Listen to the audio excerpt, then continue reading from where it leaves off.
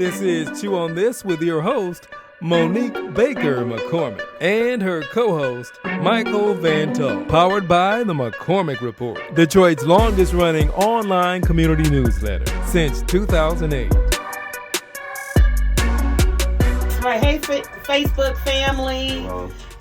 Chew on This. I'm your host, Monique Baker McCormick. And I'm Michael Van Tull, co-host. Yes, and we're excited on this cold winter day. In January. Yes. We're going to remember this day. When we look at this show sometime later this summer, when it's 90 degrees, we're going to remember how cold. I think it was 19 when we walked here, when we got in here today in the studio.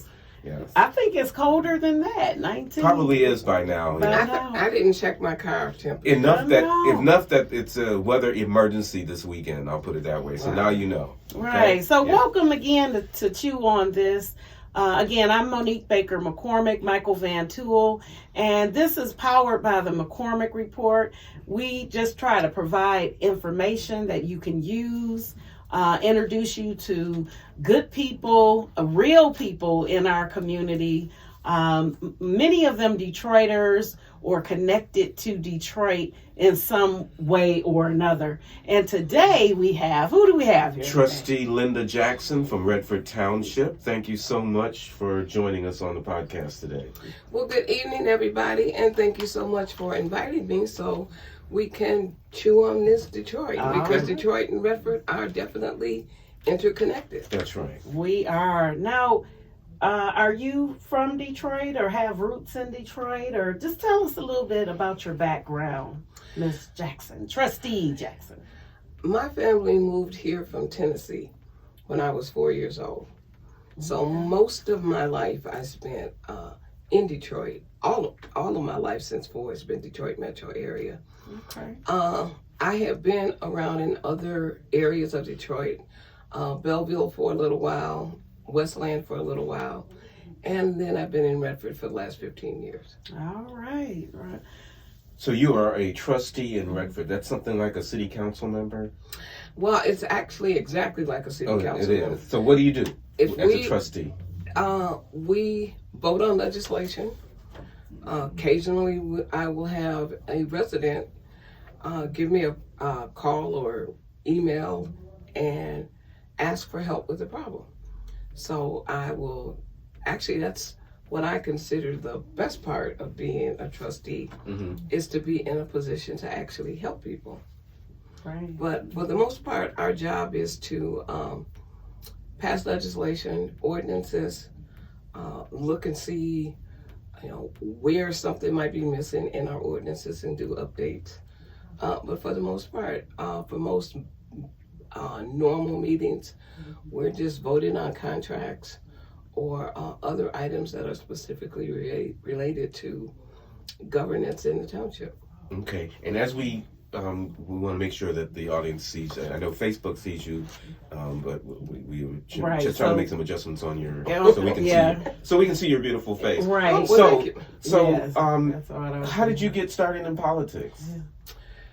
If you had ever asked me 11 years ago if I was ever going to be involved in politics, I would have said no. So you've been a trustee for 11 years? I've been a trustee for 9 years. 9 years, okay. But I actually got involved because at the time that I ran for office, there had never been a Black person on the trustee board in Redford Township. So you're the first. So I was the first. Okay. And basically, I believe in Mahatma Gandhi's quote, "You must be willing to be the change you want to see in the world." So I couldn't go around complaining that there are no Blacks on the trustee board if I had never run for office and tried to be one. But I must say that my candidacy was completely embraced by both the white and the Black people in Redford Township. So you saw something and you made the change yourself. You decided to just make the change. And you not just complain about it. Right. Oh, well, yeah, it's like you can't complain if you're not doing anything about what you're complaining about. In fact, feel you on that. In fact, I tell people who want to complain, I said, okay, this is the deal.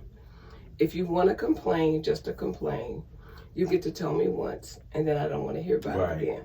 But if you're complaining to make a difference, then tell me what your complaint is, and then let's see what we could do to work on that. Yeah, that's similar to what I always tell Mike when people call the commission office. They call with, all sorts of problems.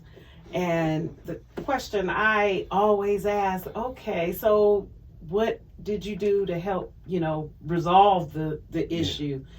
Rather than, them thinking that I had all the answers to solve it, what could you possibly do to help solve the problem? Now, if it's beyond their power, that's another thing. But exactly. A lot of times you find that, I think you probably find the same thing, that they could actually help themselves. That's true in some cases. And sometimes it's just a matter of actually talking through the problem. And sometimes as you're talking through it, they will answer. They'll find the answer themselves just based in hearing it out loud. So you told us a little bit about growing up in Metro Detroit. How about family? Oh, I have tons and tons of family. Okay. I have 4 siblings, 3 sisters and a brother. I have 2 children. One is actually LeBrit Jackson Jr., who is the chief of police for the Detroit public school system. So I am very much involved in what's going on in Detroit. And my daughter does human resources for the Detroit Medical Center. Okay. So she's also in Detroit. Okay. So my connection to Detroit is strong and interconnected. All of my siblings live here except for one, who decided to move to Alabama a couple years ago. But extended family, on my mother's side, I have 69 first cousins. On my dad's side, I probably have 50. So our family is everywhere, and a lot of them are located right there, here in Detroit. What was your profession before you became a trustee? I actually have a bachelor's degree in accounting. So most of my career I spent in accounting. I worked for a company where we actually did the annual report and had it published. I've had positions where I work with the SEC and even with the utilities, the Federal Energy Regulatory Commission. I've worked as an accounting manager in TV and an assistant controller in radio. So I have been in a number of industries. Another industry where I was the first, I worked in manufacturing, and I was the first female to ever be a sales rep. I actually sold heating and cooling equipment for a manufacturing companies, and it was real interesting how I got into that, because I was going to talk to my boss about getting into sales, and when I did, they said, "Oh, that's very interesting, because we were going to talk to you about that." Because they said, because what I had been doing for them is costing and making sure that our sales reps didn't lose our shirt trying to get the business and not at the right price. Yeah. So in the process of doing that, I learned our products really, really well. And there were times when somebody would call in for a sales rep, and if they weren't around, they would give me the call. And that happened so often that I was like, oh, this is kind of fun to do this. So when I went to talk to my boss about doing that, they said, we're going to talk to you about that. And I said, but my concern is I can't read a blueprint. And they said, we're going to pair you with an engineer, and the engineer can read the blueprints. Oh, that's nice. And as far as sales, team effort. They said, as far as sales go, we can't teach the rapport that you have with our customers.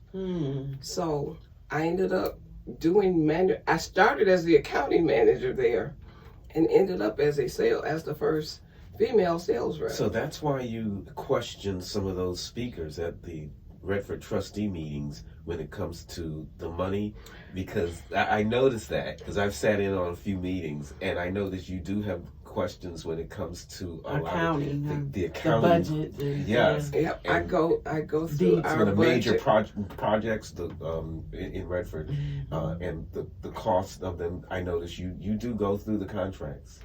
I go through anything to do with numbers with a fine tooth comb.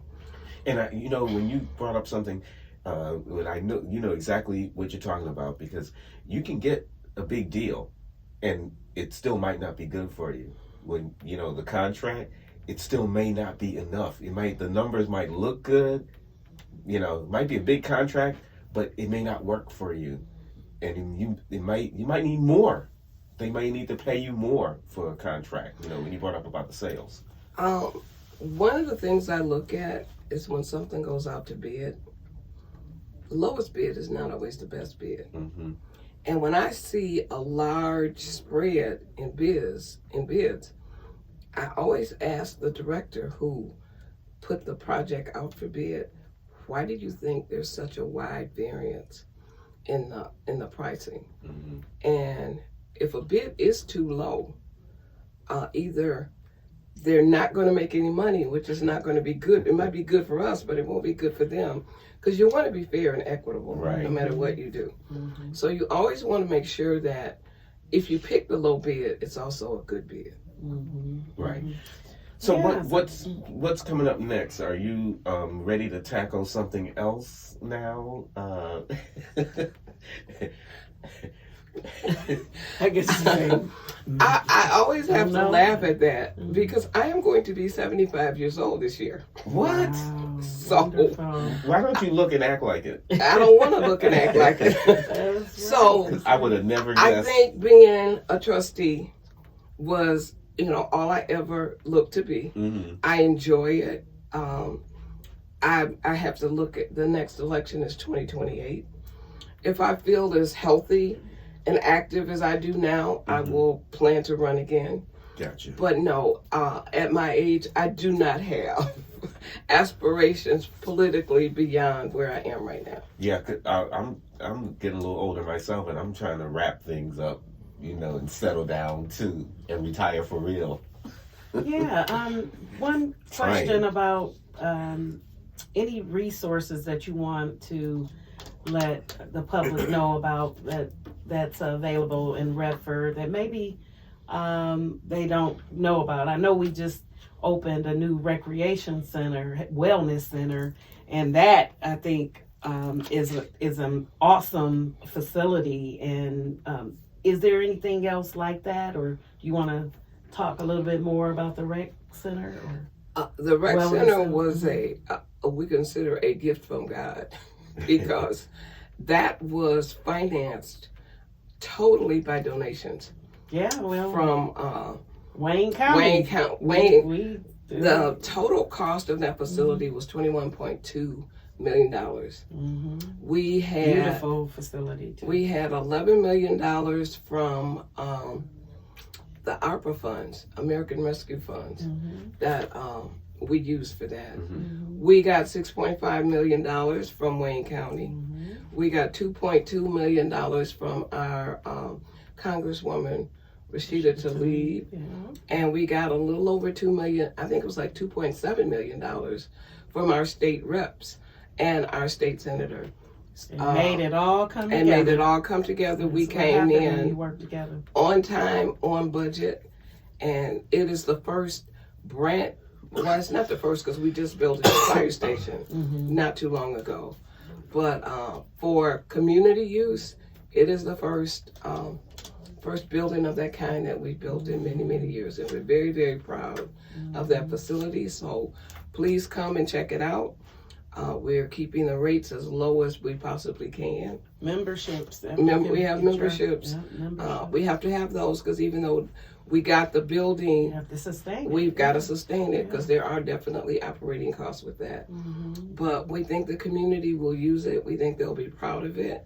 And I'm sure they will be very, very happy that we have something like that in the community, which we haven't had for a while. Because we have another facility that's going to remain open, but this facility offers so much more. Right. And that's so important, like the fire station and the Redford Township Library and now the rec center. Those are some great things providing the citizens of Redford Township. Yeah, our library is absolutely world class. Yes. Yeah. It is a beautiful facility with a lot more to offer than just books and reading. There is an area that is specifically for small children. My grandbaby goes there all the time. So, it's one of our, we call that one of our hidden gems. It is a hidden gem. Yeah. Yeah, well, it was so good to have you on today and getting to know you a little bit better and your background. Even though we work together as colleagues, as a commissioner and a trustee, we really don't have or get to just chit chat and have conversations. So this was good. And it was good to thank hear you so much for coming. And it was good to hear a little bit about Redford Township. We, these are communities that right around Detroit, circle Detroit, and it's good to hear information about Redford Township citizens and the services that you provide. So, Detroiters, you're more than welcome. Come check us out in Redford. All right. Thank you so much, Trustee Lynda Jackson from Redford Township. Great having you on the show today. Yes, Okay. Thank you. Thank you. All right. And Facebook will be right back. Don't forget to share with your friends and family and coworkers. Tell them about Chew on This Detroit. You can hear, you're watching us on Facebook Live. Thanks for listening, and we see your name. We see your names popping up as you chime in. Yes. We're on Apple Podcasts, YouTube, Facebook, Spotify, Amazon, iHeart, all of them. And if you have any suggestions, questions, email us at or if you want to be a guest or sponsor, right? Yeah, sponsor too. Yeah. We always need sponsors. Yeah, this beautiful right? studio costs for all this equipment in here, all these beautiful graphics you see. It costs money. So if you want to be a sponsor, come on. And you can email us at chewonThisDetroit@gmail.com. chewonThisDetroit@gmail.com. This is Chew on This with your host, Monique Baker McCormick, and her co-host, Michael Van Tull, powered by the McCormick Report, Detroit's longest-running online community newsletter since 2008.